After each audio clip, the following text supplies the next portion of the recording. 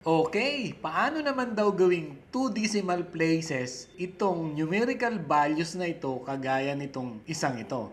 So, simple lang yan. Napaka-basic. Select lang natin. Then go to home.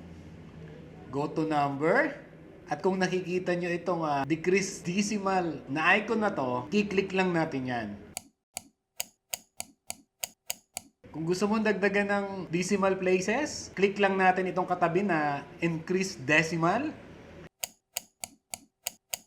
Or, click lang natin itong drop down arrow na to. Then, dito sa number, decimal places, type natin 2 decimal places. 2 decimal places na siya.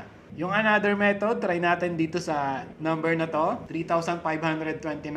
So, kiklik lang natin dito sa number itong comma style. Click. At meron na siyang comma, naging 2 decimal places pa siya.